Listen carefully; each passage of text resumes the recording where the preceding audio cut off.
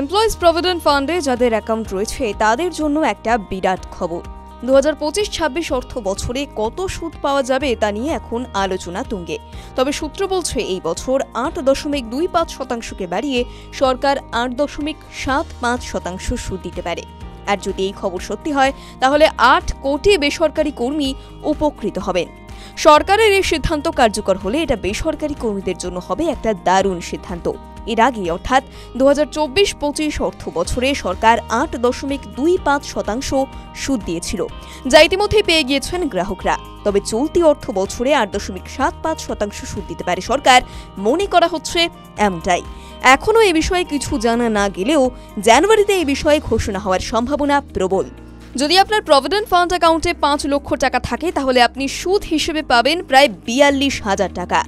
একইভাবে 8.75% সুদের হারে 6 লক্ষ টাকা থাকলে আপনি পাবেন 50,000 টাকা। আপনার পিএফ ব্যালেন্স কিভাবে দেখবেন? সুদ বাড়ছে, কিন্তু আপনার পিএফ অ্যাকাউন্টের ব্যালেন্স কিভাবে চেক করবেন আপনি? খুব সহজে কিন্তু আপনি আপনার পিএফ অ্যাকাউন্টের ব্যালেন্সটা দেখে নিতে পারেন মিসড কলের মাধ্যমে। আপনার রেজিস্টার্ড মোবাইল নাম্বার থেকে 9966044425 এই নম্বরে একটা মিসড কল দিন। সঙ্গে সঙ্গে একটি টেক্সট মেসেজের মাধ্যমে আপনার শেষ কন্ট্রিবিউশন এবং বর্তমান ব্যালেন্সের তথ্যও চলে আসবে। এই পদ্ধতিতে আপনার কোনো খরচ হবে না। টেক্সট মেসেজের মাধ্যমে রেজিস্টার্ড মোবাইল নাম্বার থেকে 7738299899 নম্বরে EPFOHO-UN লিখে পাঠান। আপনি আপনার নিজের ভাষাতেও তথ্য পেতে পারেন। পরবর্তী পদক্ষেপ কি? প্রায় 8 কোটি কর্মচারী অধীর আগ্রহে কেন্দ্রীয় সরকারের এই সুদ ঘোষণার জন্য অপেক্ষা করছেন।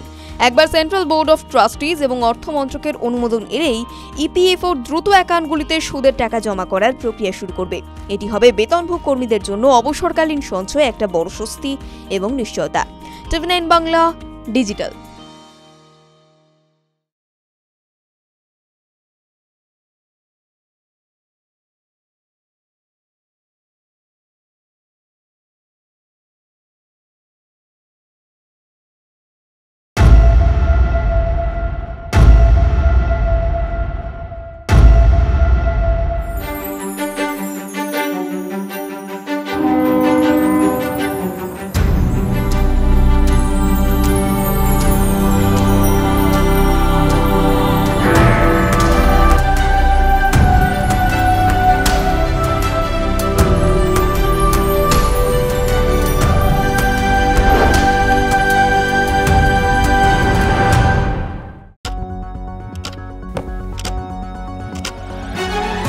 রাজনীতি শুধুই কি রাজার নীতি?